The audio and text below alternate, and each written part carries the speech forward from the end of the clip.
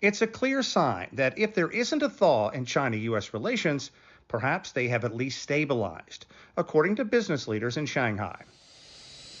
They are praising the increasing number of weekly flights between China and the United States, now at 100. During the lowest of the lows of the pandemic, that number dipped to only 30.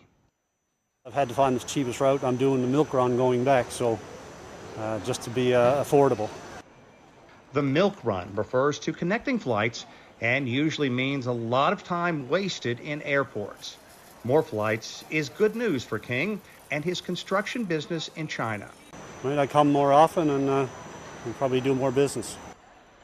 It's the same with the Rodriguezes. He is a musician and percussion importer from Asia, but they have not set foot in China in years. This is the first time since COVID. But prior to that, yes, we came regularly, several times a year. Yeah. Would you like to get back to making this trip more often? Oh, absolutely. In fact, we're thinking about coming back in October.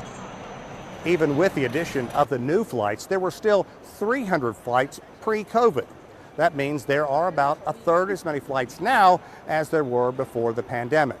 And business leaders here in Shanghai say there must be demand on both sides before airlines can fully ramp up. The head of the American Chamber of Commerce Shanghai says the seed for the increased flights can be traced back to the end of 2023, when President Xi Jinping and President Joe Biden met during the APEC summit in San Francisco.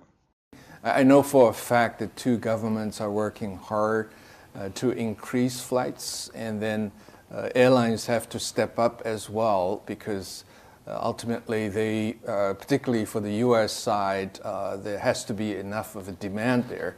Right now, I think we're still struggling somewhat with the demand side. Officials say right now, both the U.S. and Chinese carriers are pledging 50 flights per week.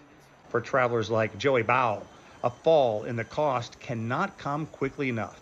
She travels from the Washington, D.C. area to visit family in Shanghai. That will be better. We will fly back to more often, definitely, because my parents there, the age is old, so we want to go back more frequently. Flying in the 21st century isn't easy. Long lines at ticketing and security. But a few dozen more flights each week, connecting the world's two largest economies, can only be a good thing. Sean Caleb, CGTN, Shanghai.